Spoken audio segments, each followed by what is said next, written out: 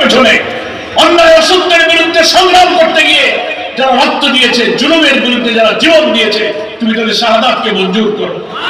যারা আহত হয়ে এখন এই বিজয়ের স্বাদ ভোগ করতে পারছে না, ঘরের মধ্যে বসে কান্নাকাটি করছে, কারো কি পিতা, কারো মা, কারো সন্তান, কারো শিশু চিৎকার করছে, তাদের আহতদেরকে আল্লাহ তুমি সুস্থতা দান করো, তাদের হৃদয়ের মধ্যে তুমি প্রশান্তি দান করো।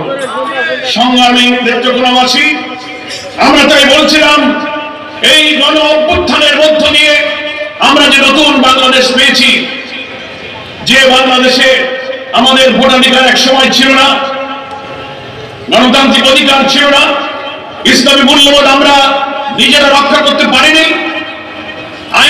আইনের শাসন বিচারিক আদালতে দলীয় এবং দুর্নীতির মাধ্যমে বিরোধী দলকে দমন করার জন্য আদালতের ঘরে বন্দুক রেখে আমাদেরকে ফায়ার করা হয়েছে। সেই কালো যুগে আমরা অবসান ঘটিয়েছি। আমাদেরকে এখন এই রক্তের ঋণ শোধ করতে হবে। কি বলেন, ঠিক কিনা? প্রিয় ভাইরা, এই 5ই আগস্টের যে বিশাল গণ অভ্যুত্থান ছিল, আপনারা নেত্রকোনায় বসে দেখেছেন, আমরা ঢাকায় দেখেছি। আমরা অনেক নেতৃত্ব তখন কারাগারে ছিলাম। আমাকেও 20 জুলাই আন্দোলনের উত্তাল সময়ে আমার ঢাকার বাসায় ডিবি পুলিশ ঘেরাও করে আমাকেও কারাগারে নিয়ে গেল। আমাদের কেন্দ্রীয় নেতা ডাক্তার আব্দুল মোহাম্মদ তাহের, জামাতের অনেক নেতা, এখানে সামিউল হক ফারুকী, অনেক নেতৃবৃন্দ রাজধানীর কেন্দ্রীয় কারাগারে, বিএনপি, জামাত, আলেম ওলামা সব আমরা কারাগারে আটক ছিলাম। 5ই আগস্টের 4 আগস্ট 3 আগস্ট আমরা কারাগারে বসে শুনতে পাচ্ছি সারা বাংলাদেশের 18 কোটি মানুষ ফ্যাসিবাদের বিরুদ্ধে উত্তাল আন্দোলনের ঢেউ তুলেছে।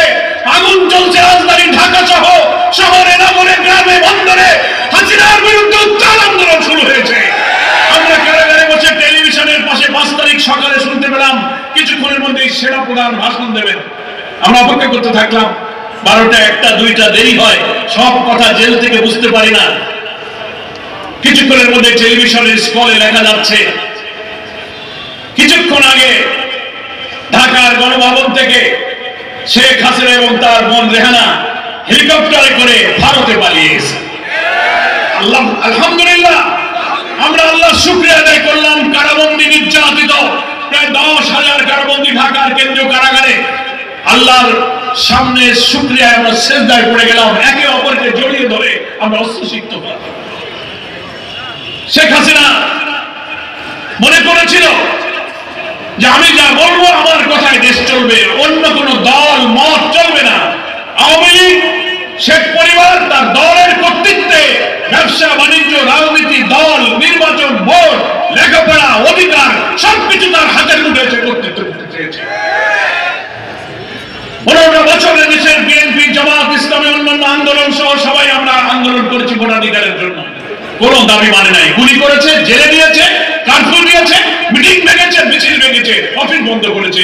বিরোধী দলের রাজনৈতিক দাবি, আবার নিরপেক্ষ নির্বাচনের দাবি সে মানে নাই। মানুষ হতাশ হয়ে গিয়েছিল, এই ফ্যাসিবাদী হাসিনা বোধহয় বিদায় নেবে না। অনেকে আমাদের সঙ্গে দেখা হলে বলতো যে আপনারা এত আন্দোলন করে কি করলেন 15-16 বছর, 14, 18, 24 3টা নির্বাচনে আমরা ভোট দিতে পারলাম না, এবারও ভোট হলো না, এবারে মরা ছাড়া বিদায় হবে না। কি অনেকে তাই বলতো না? আপনারাও বলতেন, কিন্তু মহান আল্লাহ তাআলার ইচ্ছা ছিল আলাদা। ওমা তাশাউনা ইল্লা আইয়াশা আল্লাহু রাব্বুল আলামিন। তোমাদের কোনো ইচ্ছাই পূরণ হয় না আল্লাহ তাআলা যখন ইচ্ছা না করেন। হাসিনা ইচ্ছা করেছিল আজীবন ক্ষমতা চালাবে, ইসলামপন্থী দল ব্যক্তিকে নিষিদ্ধ করবে, জামাত শিবির নিষিদ্ধ করবে, কিন্তু আল্লাহ তাআলা হাসিনার ইচ্ছা পূরণ করতে দেয় নাই। সেই হাসিনা পতনের 4 দিন আগে জামাত শিবিরকে নিষিদ্ধ করলো। মাত্র 4 দিনের মধ্যে আল্লাহ তাআলা হাসিনাকে নিষিদ্ধ করলেন, জামাত শিবিরকে মর্যাদার আসনে উন্নীত করে দিলেন। আলহামদুলিল্লাহ, যেখানকার মাল সেখানেই চলে গেল।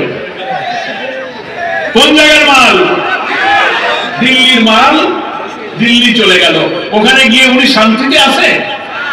অশান্তির আগুনে জ্বলছে আর ষড়যন্ত্র করছে, উস্কানিমূলক কথা বলছে, উস্কানিমূলক বক্তব্য দিচ্ছে, বিভিন্ন এজেন্সিকে কাজে লাগিয়ে বাংলাদেশের ফ্যাসিবাদের দোসররা প্রশাসনের রন্ধে রন্ধে যারা ঘাপটি নিয়ে বসে আছে তাদেরকে দিয়ে এখানে আবার নৈরাজ্য ষড়যন্ত্র করে দেশকে আবার অস্থিতিশীল করার ষড়যন্ত্র করছে।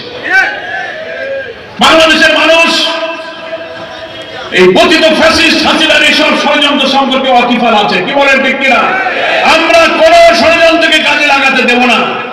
এই যে 32 নম্বরে দেশের বিভিন্ন জায়গায় যে হামলা আক্রমণ হলো, কেন হলো? আমরা এটার জন্য দুঃখিত। যানবাহনের নিরাপত্তা ব্যাপকভাবে এই 3 দিনে প্রায় 35টি জেলায় বিভিন্ন ব্যক্তি বাড়ি ঘর আক্রান্ত হয়েছে, হামলা শিকার হয়েছে। এর জন্য কে দায়ী? খুনি হাসিনা দিল্লি থেকে ভারত থেকে বারবার উস্কানি দিচ্ছেন। উনি অডিও বক্তব্য দেবেন, উনি দেশে আসবেন, উনি বলে আমি ভারতের বর্ডারের কাছে আছি, যে কোনো সময় ঢুকে পড়ব। আর এখানে উস্কানি দেয় এখানকার আওয়ামী দর্শকরা, বলে আপা আপনি আসেন, আমরা খুব কষ্টে আছি, হ্যাঁ তোমরা চালায় যাও, আমি আসতেছি। কখনো বলে কুমিল্লার সীমান্ত ওখান দিয়ে ঢুকবে, দেশের অংশ আলাদা করে ফেলবে। দুঃখজনক ভাবে ভারতের শাসক বিজেপি সরকারের মন্ত্রী মিনিস্টাররা উস্কানিমূলক বক্তব্য নিয়ে বাংলাদেশের ফ্যাসিবাদের মাস্টারমাইন্ড খুনি হাসিনা, যার বিরুদ্ধে মানবতা বিরোধী অপরাধের ট্রাইব্যুনাল থেকে ওয়ারেন্ট জারি করা হয়েছে, 200 অধিক মামলা তার নামে হয়েছে, ইন্টারপোলে ওয়ারেন্ট দেওয়া হয়েছে। এই খুনির আসামি, ওয়ারেন্টের আসামিকে ভারতের আশ্রয় দেওয়া আন্তর্জাতিক আইনের লঙ্ঘন তিনি করছেন। গতকালকে আমরা পরশুদিনকে দেখলাম ভারতের পররাষ্ট্র মন্ত্রণালয়ের মুখপাত্র রণধীর জয়সওয়াল, যখন বাংলাদেশ সরকারের পক্ষ থেকে বলা হচ্ছে হাসিনা উস্কানির কারণে এখানে অরাজকতা হচ্ছে, যেখানে সেখানে হামলা আক্রমণ হচ্ছে, ছাত্র জনতা বিক্ষুব্ধ হয়ে উঠছে, সামাল দেওয়া যাচ্ছে না, নিয়ন্ত্রণ করেন। ভারতকে যখন বলা হলো, দিল্লিতে বাংলাদেশের ভারপ্রাপ্ত হাই কমিশনার নুরুল ইসলামকে ডেকে পররাষ্ট্র মন্ত্রণালয় থেকে বলে দেওয়া হলো হাসিনার এই বক্তব্য বইটার জন্য ভারত দায়ী নয়, ভারত এর সাথে কোনো সম্পর্ক নাই। আমরা এই কথার নিন্দা জানাই। ভারতের জন্য দায়ী, কারণ তুমি কেন খুনি হাসিনাকে তুমি আশ্রয় দিলে? আর ভারত থেকেই তো ভারতের প্রযুক্তি ব্যবহার করে শেখ হাসিনা এইসব বক্তব্য দিচ্ছে, কি বলেন ঠিক কিনা? ফলে পররাষ্ট্র মন্ত্রণালয়ের মুখপাত্র জয়সওয়াল, আপনি যে বক্তব্য দিচ্ছেন হাসিনার বক্তব্যের সাথে ভারতের কোনো সম্পর্ক নাই, এই কথাটা অসত্য কথা। বিশ্বের এত বড় একটা গণতান্ত্রিক দেশ বলে পরিচিত দেশের পররাষ্ট্র মন্ত্রণালয়ের মুখপাত্রের এই বক্তব্যের সাথে ভারতের রাষ্ট্রীয় নীতির কোনো মিল নেই। এর জন্য ভারতের পররাষ্ট্র মন্ত্রণালয়, আমরা কোন রাষ্ট্র, কোন দেশ, কোন জনগণকে দায়ী করি না, কিন্তু ভারত শাসন করছে যে বিজেপি চরম সাম্প্রদায়িক প্রতিক্রিয়াশীল একটি রাজনৈতিক দল হচ্ছে বিজেপি। তার শাসক গোষ্ঠী শেখ হাসিনাকে প্রশ্রয় দিয়ে বাংলাদেশে আরেকটি সাম্প্রদায়িক দাঙ্গা বাঁধিয়ে নৈরাজ্য সৃষ্টি করে হাসিনাকে আবার এখানে আনবার ষড়যন্ত্র করছে। ফলে আপনি যে বললেন হাসিনার এই বক্তব্যের জন্য ভারত দায়ী নয়, আন্তর্জাতিকভাবে এ কথা অসত্য প্রমাণিত, কারণ আপনার আশ্রয়ে, আপনার দুধ কলা খেয়ে তিনি ওখানে বড় হইতেছেন। আপনার মিডিয়া, আপনার প্রযুক্তি ব্যবহার করে তিনি বক্তব্য দিচ্ছেন, তো কেন আপনি দায়ী হবেন না?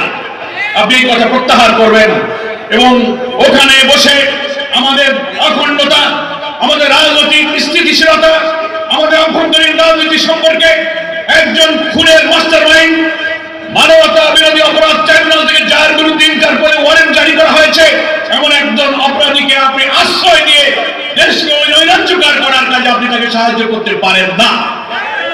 আমরা দেশবাসীকে আহ্বান জানাবো, 35টির মতো জেলা এবং তার বেশি জায়গায় যে সমস্ত ঘটনা ঘটেছে, আমাদেরকে শান্ত থাকতে হবে।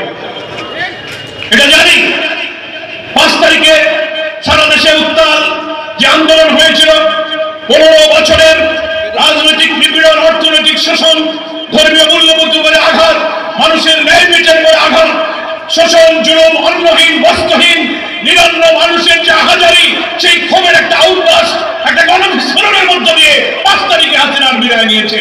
এখনো সেই 5ই আগস্টের সংগ্রামী চেতনা মুছে যায়নি।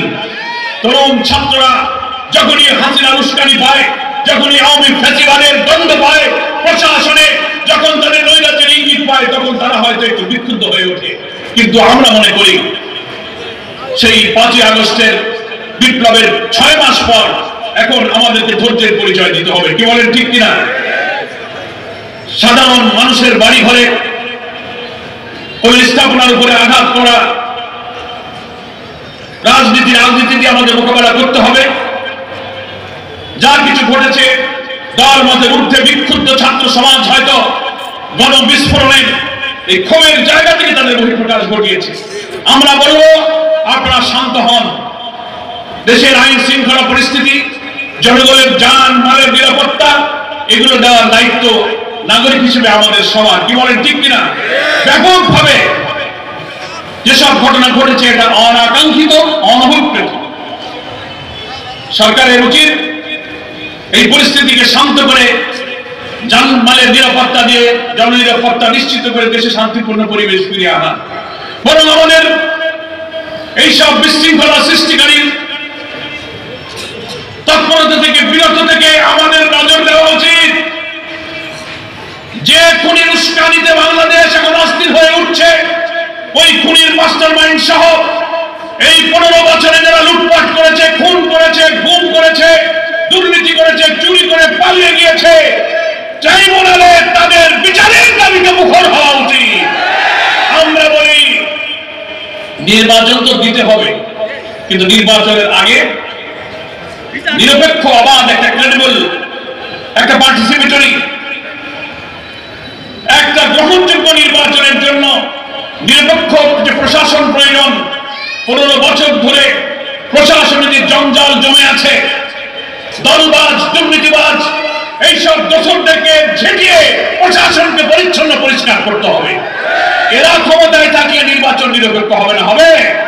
অনেকে বলেন সংস্কার দরকার নেই। কেন দরকার নেই বাবা? 14, 18, 24-এ কি ভোট আপনারা দিতে পেরেছেন?